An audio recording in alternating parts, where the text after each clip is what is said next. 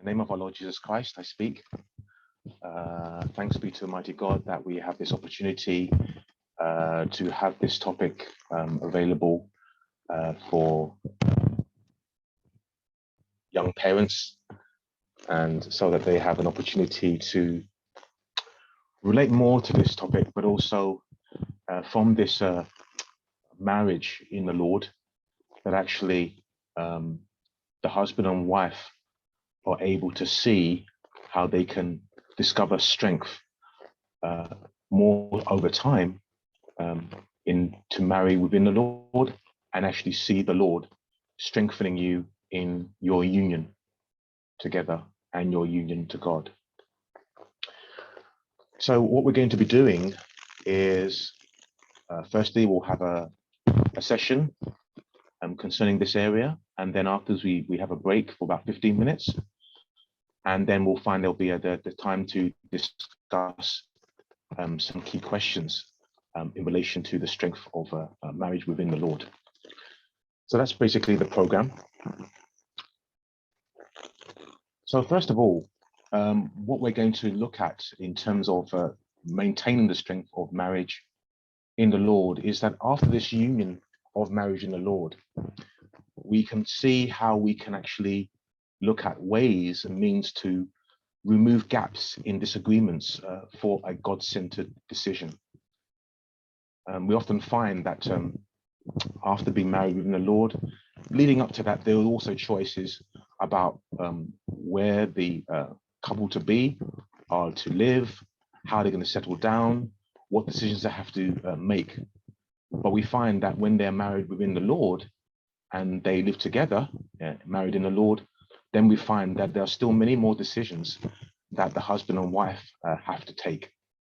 And that will involve also overcoming disagreements, especially when you consider, for example, the husband and wife are from different parts of the country, or even they may be from different countries altogether. And so disagreements can actually arise in relation to how both the husband and wife have been raised up within their own families, and their education and what they have done as principles have been raised up in the Lord prior to marriage in the Lord. And then sometimes we find that when they are joined together, married in the Lord, then we find that sometimes there can be a clash of decision about what to do and why, and reasoning for that particular decision that's taken. So we find that both the husband and wife are trying to reason out what is the best decision of going forward and to agree to it. We also find that as they go forward in the early years of their marriage union, they are learning to see how they can accommodate and support their spouse, both physically and also spiritually. And the reason why is because there are some physical challenges, for example, settling down into a new environment, settling down into a local church, trying to find a job or employment. And so for one who's already in that kind of situation, they are settled. But for one who's trying to adjust themselves into a new environment, then it can be unsettling and it can be challenging. And yet at the same time, this can also have an impact somewhat or knock in some way spiritually, even after married within the Lord. And then you find that both husband and wife need to see how it is that they can go forward to seek the guidance of God to be able to derive or gain strength into these situations and circumstances. We also find that we need to discover when God strengthens ourselves with our spouse, and that will involve a quality time. We have to, if we are willing to give that quality time for that, we then are able to gain a quiet heart to see how God strengthens us going forward. And then we'll find that sometimes it's very difficult, because we find that in this day and age, whereby there are so many different responsibilities that are shouldered upon us. Yes, looking after our child or children. Then there are the environmental circumstances. Then there are requirements of our employer, the things that we have to do for the church. And then we find, well, what about myself and my spouse? How can we look at the look at how we are going ahead, or we're not able to go ahead as fast as we'd like to, because maybe we're not giving as much time to each other in our communication, in our sharing, in our mutual understanding, and in strengthening that respect and love. So this is also another important aspect of a God-centered relationship, and seeing and seeking how God can actually strengthen us going forward.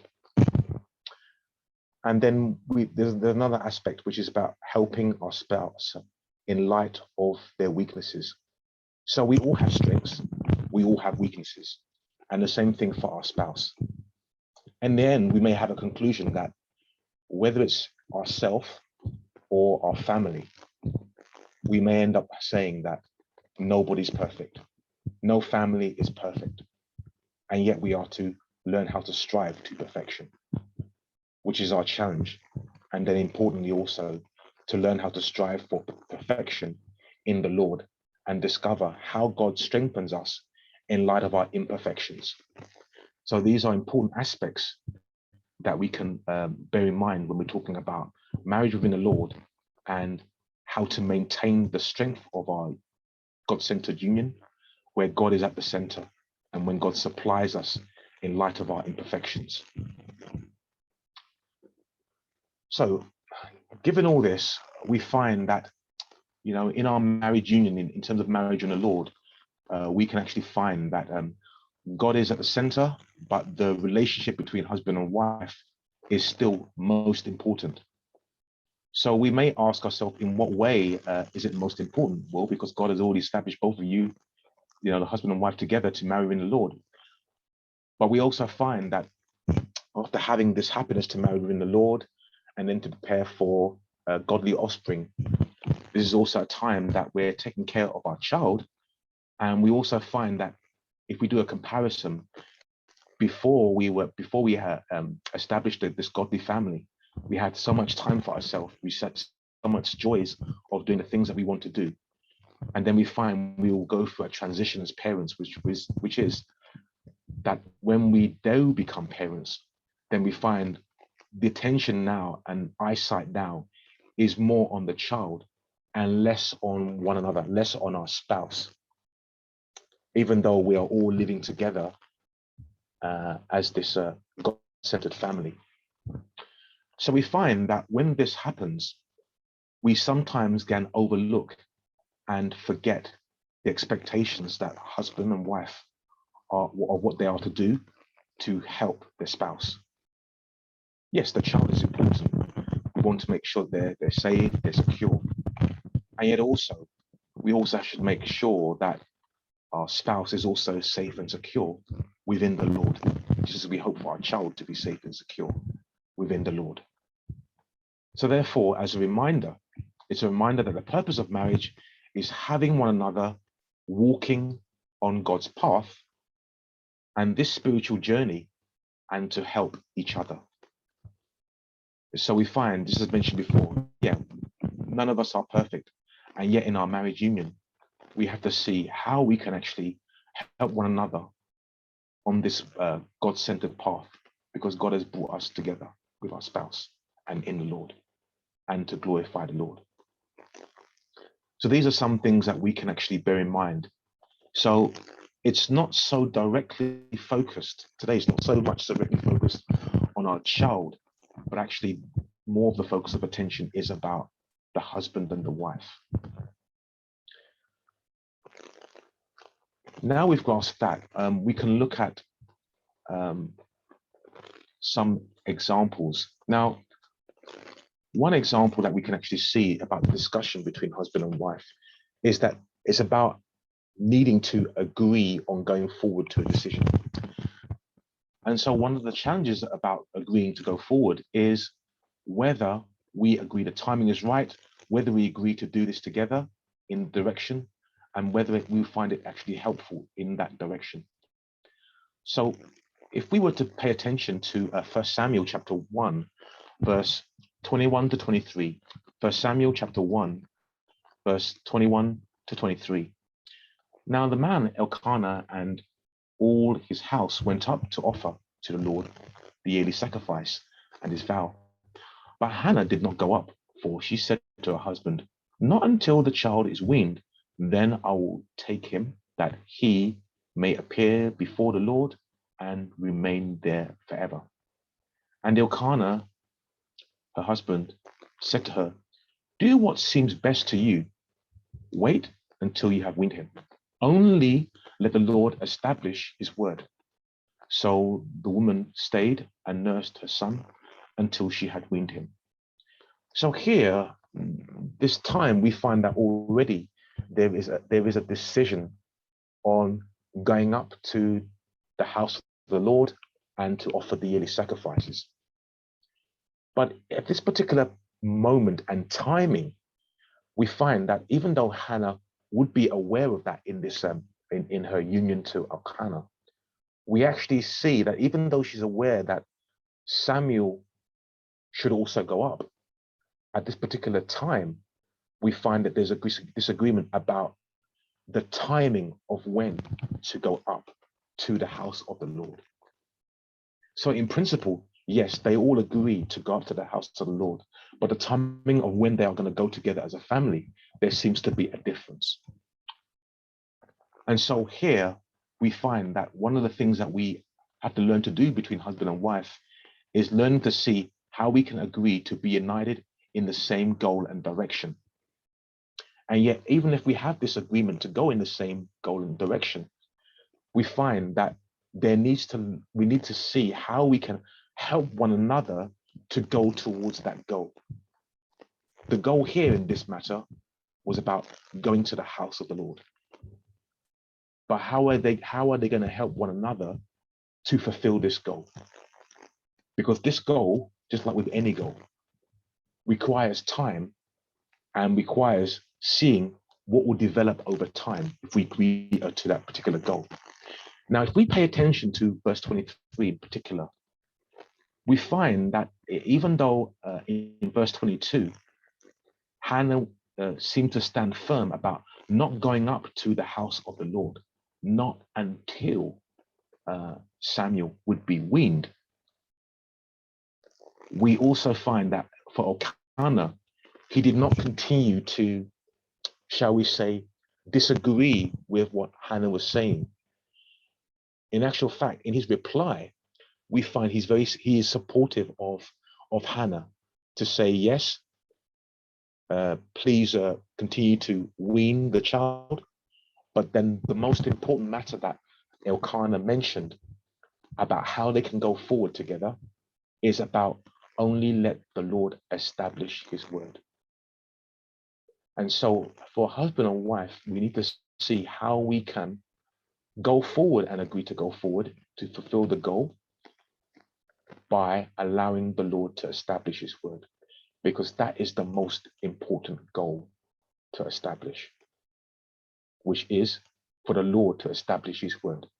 So if we allow the Lord to establish his word, then what we'll find is that in this God-centered union between husband and wife, what we will find is that the most important matter of all is about the word of God. Sometimes, we may disagree about many different things, like, for example, something like for me, in an early stage of marriage, my wife and I, we have differences about, how we're going to cut up carrots. Yeah, we have different approaches. Some like to have it diced. Some like to have it just, cut it and it's rounded. Of course, you have to peel the carrots as well, right? But at the end of it all, we find that these kind of discussions is insignificant about how we would like to see things. But what we sometimes, if we're not careful, is that sometimes we're not able to see the bigger picture or the more important matter to look out for. So here in this particular situation of Elkanah and Hannah, the most important matter of all is to allow the Lord to establish his word. And this is what we have to learn to do in our union of husband and wife. Because if we allow the Lord to establish his word, we will discover the blessing that comes from the Lord to us. And we'll also find the Lord is always ahead, and the Lord sees that we put his words as the most important priority in our marriage union between one another and our union to the Lord. To me, it works both ways. We have to agree with allowing the Lord to remain the center and the foundation of our union. And at the same time, it's also learning to recognize the Lord has to always be ahead of us. So when we allow for these two steps, then we find this will help us in our married union to be stronger at whatever stage.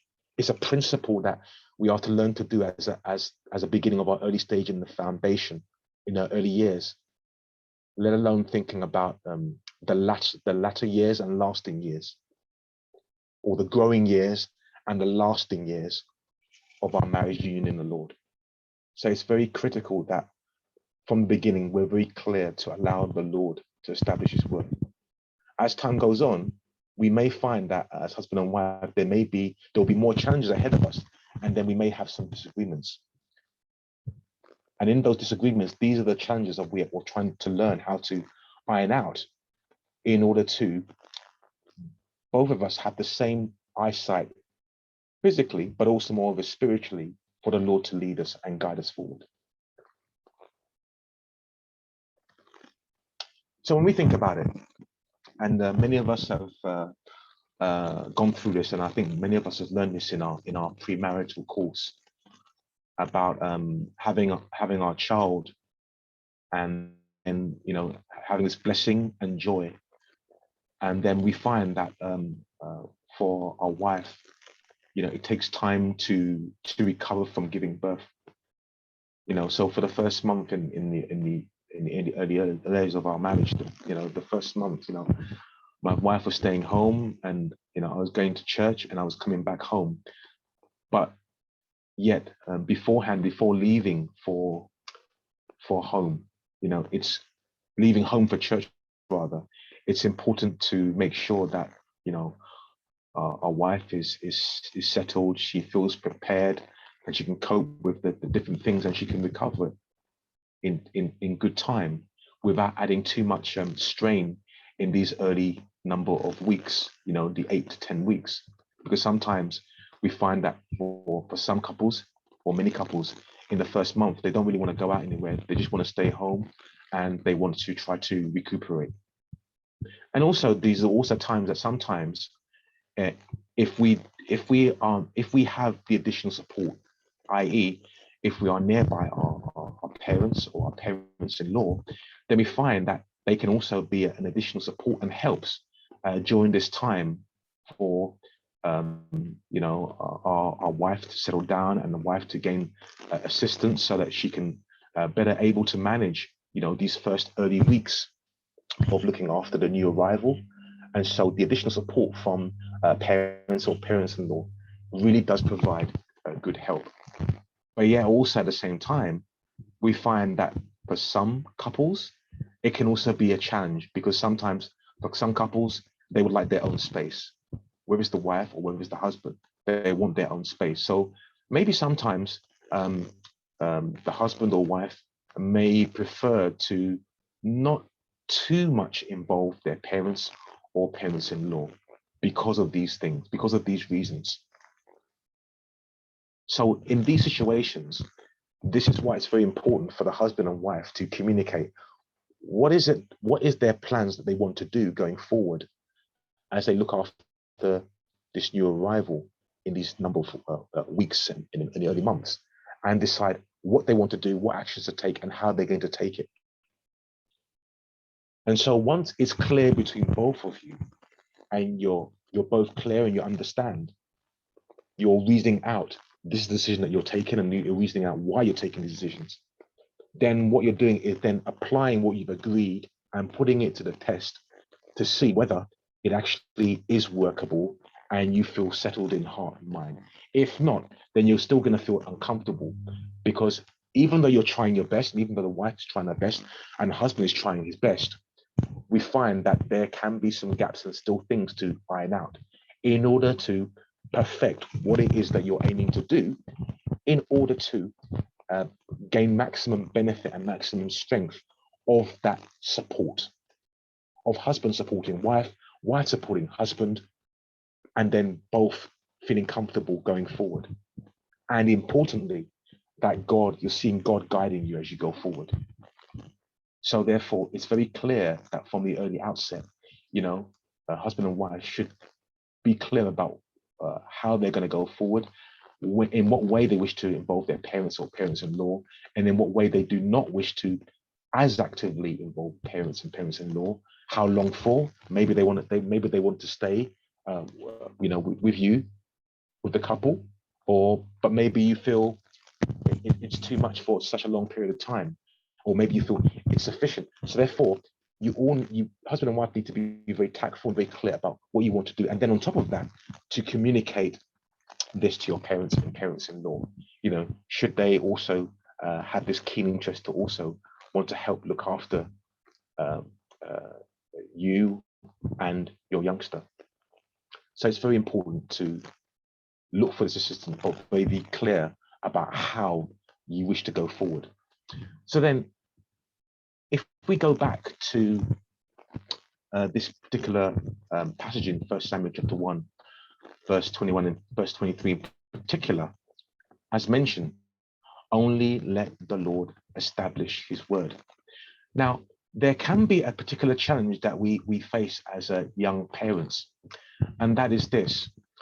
After the arrival, and then after as a family going to the church together, we find that a lot of the time it may appear to be the case that actually the husband is attending the service, hearing the word of God. The wife is also there, but then also the wife is looking after, the young baby, right? So when that happens, there can be a difference in that the husband is receiving more and more of the word of the Lord to establish him. The wife may receive less. Why? Because the attention seems to be focused on her child. So therefore, the attention of trying to listen carefully to receive the word of the Lord and to be nurtured and to grow according to the word of the Lord is far less in comparison between a husband and wife. So therefore, there seems to be an unfairness of how this union of the strength, how the Lord can strengthen both the husband and the wife going forward at the same time. Hence why it's even more important that when this happens, it's learning that the husband, yes, can receive the word of the Lord when he's there in the service, but then take that time to swap the preparations of looking after the child with the wife, and so that the wife could then gain a rest from doing her best to look after the child for that period of time, and then she can also gain time and chance to hear the word of the Lord. Because for both the husband and wife, by having this calm heart and listening to the word of the Lord, then both of them can be free at the time from distraction, and then to see and learn about how the word of the Lord can establish themselves personally, and how the word of the Lord can actually establish this family unit and the husband and wife together. So in my early years, it's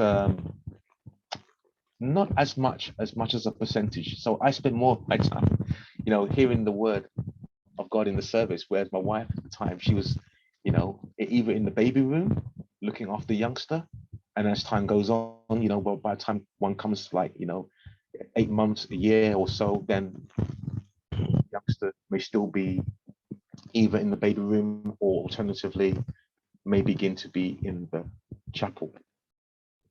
But we find that in order to bring about a fairness, or bring about equal weighting of both husband and wife to be nourished in the word of the Lord and to be free from distraction, it's definitely helpful if they take it in turns to babysit, and definitely take it in turns to hear the word of the Lord.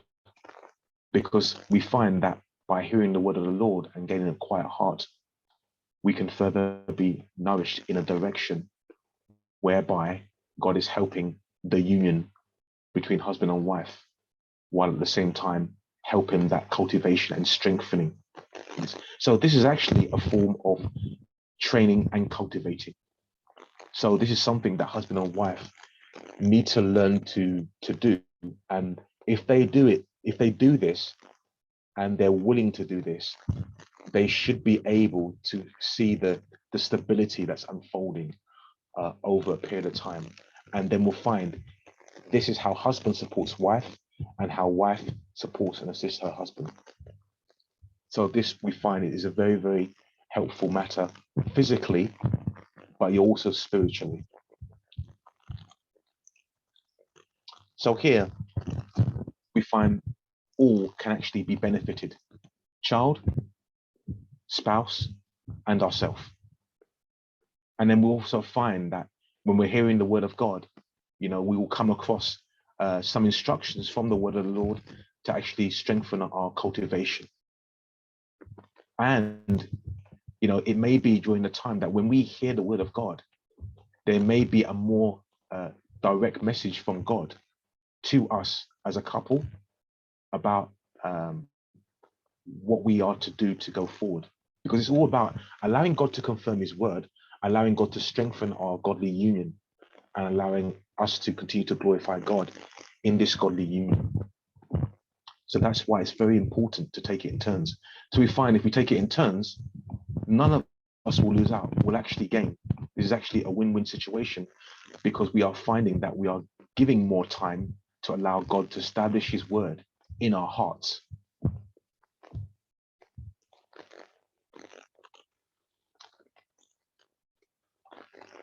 We also find that as time goes on for young parents, they want to be fair in their union to their child.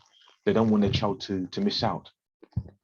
But we also find that as time has gone on, there is a higher tolerance to accept the sins that are developing in society. And this is an important matter that parents need to take note of.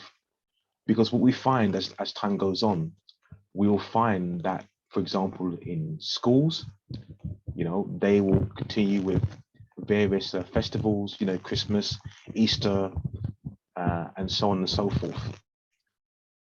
But then that will be in conflict with the biblical principle or of what God has established as his word. And we'll find that there are many other things that are taking place now in schools and in society, which is in conflict with the biblical principle. And that is equally important why that as parents, we need to be ahead to be aware of what it is that is covered in schools, what is being covered in society that will or that may conflict with the principle of God or the word of God. Because we need to be clear that we don't learn to follow that particular principle, which is against the word of the Lord. And then moreover, if we are following the right principle, which is in relation to the word of the Lord and God establishing his word, we are also setting a principle for our child. So it's very important, therefore, that we need to meet together as husband and wife. Of course, we meet together every day, or maybe there are times that, maybe after a few days away, then we come back and meet together. But importantly, we need to have this meeting and be clear about how we're going to go forward and how we're going to face the issues that currently may give rise to a greater level of sin against the word of God. How are we going to overcome? How are we going to master this? And this is why, again, we need to see how we can be God-centered, for God to strengthen us and strengthen our understanding and reasoning with the right principle that we as husband and wife are to go through to live the principle of God's word, and at the same time do it in such a way that going forward into the future, our child will also be clear with that principle that is God-centered. If you think about the disagreement initially between Hannah and Elkanah It really is about timing. But the most important matter there is that they met to discuss the matter, and they met to reason, and they agreed to go forward based on the Lord establishing his word. So this is what we should always learn to do in these early stages of our godly union. Because when it comes to our child being, 14, 16, 18, maybe this is going to be the more difficult times. But if we don't, for example, continue to build a meeting up together as husband and wife to then, at the appropriate time, convey or share what that agreement is of how we're going to go forward for the Lord to establish his word, then it can cause a bigger breakdown because of a loss of understanding what it is that we're allowing for in terms of the Lord establishing his word, or what we have overlooked in relation to the Lord establishing his word. So it's very important that we have an awareness of how we go forward. So therefore, it's very important, therefore, that if we are going to follow godly principles, just as we see here, we need to learn how to instill the principle, set a positive example, and provide a witness of our faith. When we think about it, in whatever decision that we're making to go forward,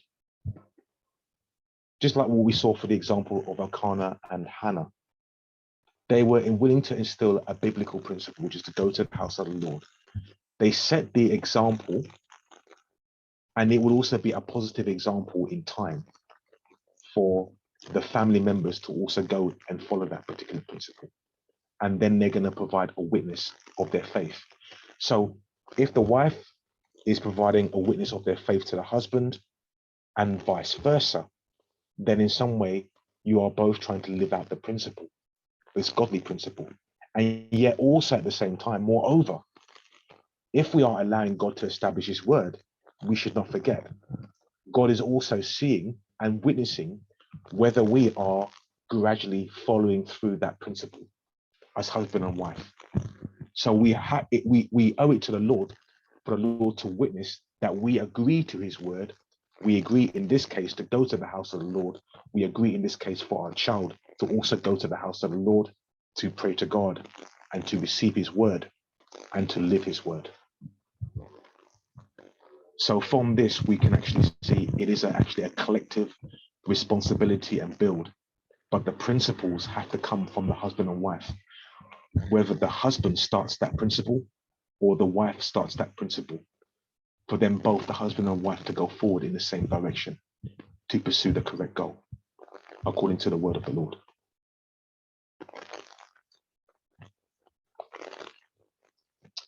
So we find if we do this and we do it well in terms of instilling the biblical principle, setting the positive example and living it, and then provide that witness of our faith, if we consistently build up that direction to do so, then what it will cause God to see is to cause God to see that we fear him. And when we cause God to see that we fear him, then we should find that from this godly union, it is actually strength upon strength for God to bless us. I believe we're very familiar with Psalm 128. Psalm 128. It really is talking about both the family unit and also the household of God. Now, if we look at Psalm 128, verse 3 and 4, Psalm 128, verse 3 and 4, it says, "Your wife shall be like a fruitful vine in the very heart of your house, your children like olive plants all around your table. Behold, thus shall be the man be blessed who fears the Lord." So from this, we can actually see it's very important that as much as we can actually see the wife and the children in this activity within the house, we also find there is a direction that has to be there in order to see this kind of matter to become a blessing, and that is to fear the Lord. So today, importantly, we have to learn how we can fear the Lord in such a way to reap the blessing. And so again, it is a training of principle that husband and wife need to learn to do together, learn to build together, to then see and reap blessing upon blessing as husband and wife.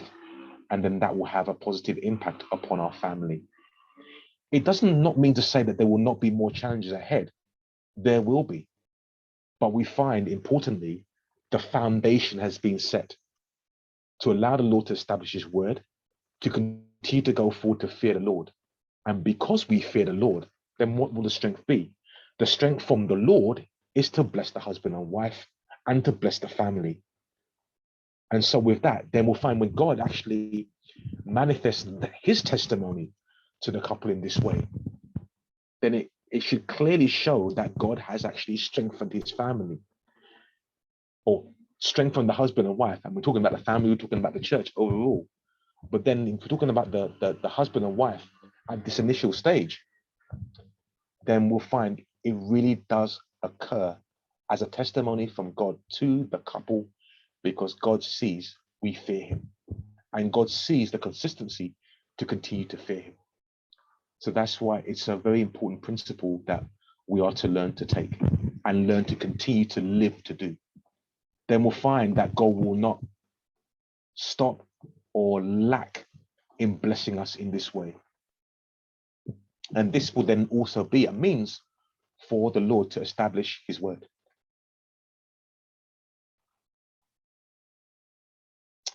Now, when we think about the blessings of the Lord and what comes from the Lord establishing his word, we can find and discover that in terms of like the support, or in terms of like assistance or helps, it can occur, or the strength from the Lord to the couple can occur physically, and it can also occur spiritually. So if we were to look at Isaiah chapter 26, verse 12, Isaiah chapter 26, verse 12, it says, Lord, you will establish peace for us, for you have also done all our works in us. So what we can actually see here is that, in the early part of Isaiah 26, we find that the people of God are able to go through the gates of God. Yeah, they're able to see the strength that comes from the Lord because they're relying and depending upon the Lord. They are looking for God to establish his word. And here, when we see it says, Lord, you will establish peace for us, for you have also done all our works in us. Yes, it is to God's children. Yes, it is also to the husband and wife. So when there is this acknowledgement that God is establishing these works and God is establishing peace, when we receive the peace of God, then we'll actually feel settled as husband and wife, because we find we don't have any anxieties. We find that we're helping one another. We find that we are enjoying this union between husband and wife, and we're enjoying our union to God, because God is the one who's supplying this peace to us. But then sometimes we also find that a challenge can occur physically and also spiritually. So when we are lacking something physically, or when we're lacking something spiritually, then what we'll find is that we are in wants. We are looking for a joy, because at this particular point in time, we're lacking that joy, and we are entering uncertainty where we don't feel as peaceful as we hope to be. Not only feel, but we can actually see it. So when we actually see that there isn't peace in us, my spouse, or we find ourselves not at peace, then there's obviously a problem. So how are we going to overcome that problem, where once again, we can see the Lord establishing this peace in the husband and wife? And also, if there's any works that are going forward that will actually help our spouse, that it comes from the Lord. And that's why it's very much God-centered. That's why it says, for you, that is to say, God has also done all our works in us.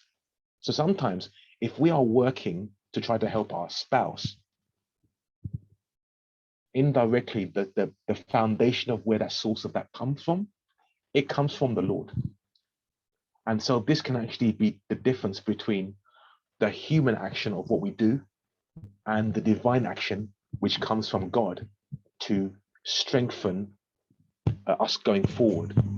You know, just like we see that in terms of God interacting with his people to cross the Red Sea. So it can be the same thing with us in our own lives as husband and wife, physically and yet spiritually in relation to our needs, because we need peace, we need to go forward, and we need the strength to be able to overcome. So if we think about it in one sense, we can look at this in a few ways. So for example,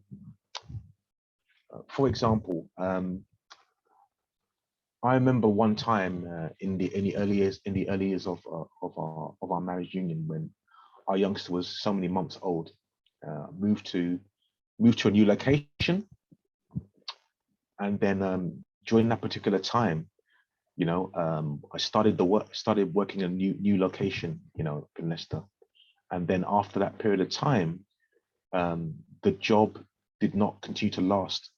Probably lasted about 6 weeks, and then all of a sudden we agreed to go our separate ways.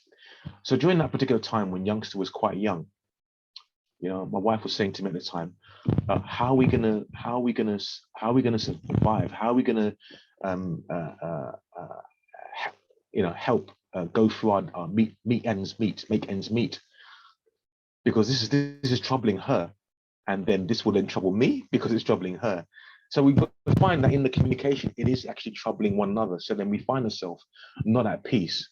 And then for me personally, it's like if I'm not working, then it's like a loss of confidence, a loss of the ability to do things because now I'm not working. So all these skills that you do from your work in your working environment becomes lost because now you're not working. So then during that particular time, we're thinking about matters, and then I just said to her, you know, the Lord will provide. Let us continue to take this matter into prayer. So this is how I could be at home to help my wife at the time, looking after our youngster. And at the same time, we all put this matter into prayer, because now we're both looking for a physical need, which is about trying to make ends meet. So after the first week, nothing happened. Second week, nothing happened. Third week now. And when it comes to the third week, then there was actually a local employer nearby where we were living. And that particular employer was looking for someone to do the administration. Yeah. So they called up three agencies. Yeah. And those three agencies separately mentioned my name as a reference. So upon the third agency mentioning that particular name, then we find that particular employer decided to try to get in contact with me, and then I began to work. And so when I went to work there, it was very much close to home, and we were very overjoyed and thankful to God. And you know, the timing of it was very, very a great blessing.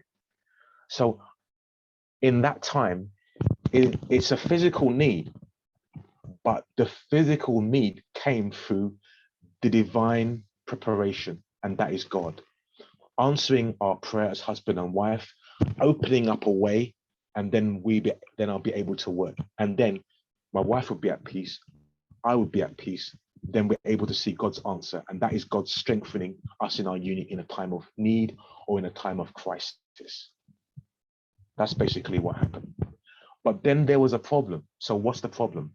The problem is that after beginning to work there for the first few days, and then it began into a week, then I began to begrudge being in that new environment, because a change of environment, yes, but even as a change in environment, I struggled to settle in, even though God created that opening. Now, what caused it to be a greater trouble for me in terms of not being at peace with settling in there? What stopped me from being at peace with settling in there is because I was comparing my working environment then to the work environment of when I was in London. That became a problem, an issue. So when that became a problem issue, then it was like my heart began to swell up, begrudging the idea of being in this particular environment. Then I quickly said, hold on a minute, why am I reacting this way? Why am I making comparisons between my past employer, where I was, with this employer? Even though, as with the past employer and the previous employer, God has provided. That was the time that I had to repent before God. Tell God I'm sorry for complaining, because God, you were the one that provided an answer to meet the needs of our family. And that's what I did. So therefore, with that mindset, I have to correct myself in light of what God has provided and opened up.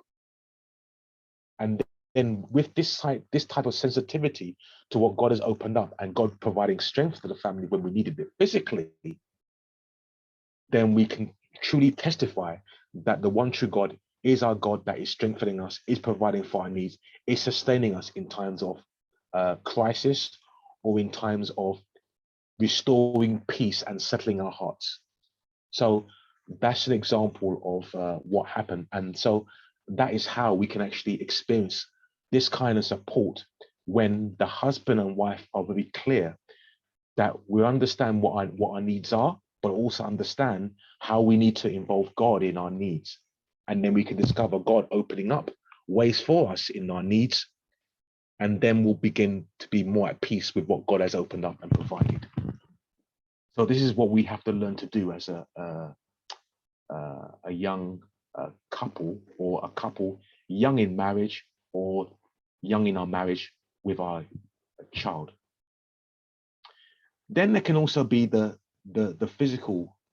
Then there can also be the other issue, which is also in terms of the spiritual need. I'll just share one more physical need, for example. There was also a time that, when we were in London and, we had our car. Apart from the car being broken into, there was also that particular time whereby in the early stage of our union, my spouse, was in debt, right? So she was in trouble financially. So she said how much it was, and at that time, I reacted kind of in an angry way. I thought, why did you get yourself into this trouble? So then, after expressing my frustration to her, then I thought, hang on a second. I've also been in that situation before. So therefore, I need to regain a calmness about this particular situation, and then recognize my spouse needs help her through prayer, regain a calm heart, reassure her, let us pray about the matter together. So as we continue to go forward in that, then during that particular month, when we were praying to God, then that was also a time when we're talking about God's intervention. My boss, my employer at that time, he actually increased my salary. He gave a bonus, and then that bonus was more than enough to cover the debt that was to be paid for. Now, again, we are both looking for God to guide and for God to open a way, and God opened that, and that added strength to our union of how to go forward to then regain a peace of mind in heart. Yeah. So that's why for husband and wife in our early stage of marriage and throughout, we always need to learn how to remain God-centered. And then we'll find that if we're God-centered, we will actually find that, yes, we can do what we can to help one another on a human aspect of things. Yeah, because that shows we have to show concern and care to our spouse. But at the same time, let us not overlook the divine action from God to strengthen our union, to help us overcome the challenges or difficulties that we face at that time, and also in the need to go forward. If we were to look on a spiritual aspect of things, there can also be situations whereby, as a husband and wife, when we are serving in the household of God, maybe there are various things that we do. Like, for example, some of us may be like RE teachers. One time my wife said to me about needing to teach this particular RE class, but just wondering how to address or how to communicate this particular matter to the RE class, given their age and given what is required in that particular syllabus for the RE students to receive. And so what I did is that I had to be that listening ear to try to understand what she wants to do in her part and her duty as an RE teacher to teach the students. But she's looking for a second opinion about how this can be done to communicate this to the students, because they also need the word of the Lord to be established. So therefore, after trying to understand what is the nature of the issue, I was there to give some time to help her see how she could explain or teach the word of God to the RE class.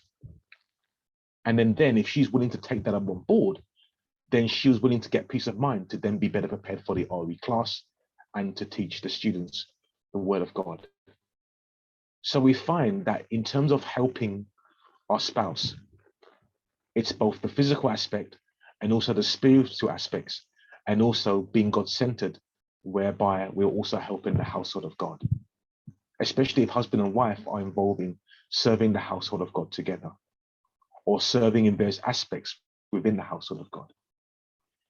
So then if we take that interest and we share the concern that our spouse is sharing with us about a matter or about the word of God, or about how we're going to teach RE students, or another aspect, if we are showing interest about what our spouse is concerned with, then we find we are coming closer together to help our spouse, and we are coming closer together to share the things that are more God-centered, and how we can help one another serve the body of Christ, how we can help one another serve at home. Even more sometimes when we say that the best way and route of serving, it starts at home. If we're teaching our child, it starts at home. It doesn't happen in the church, it starts at home. Because when you come into the church environment, it's a big environment. There's more things, more responsibilities to take care of. But if we are able to do this at home, and the husband and wife learning to help each other at home first, then that principle will become easier when we're in a larger setting in the household of God. Well, we've now reached the end of the session.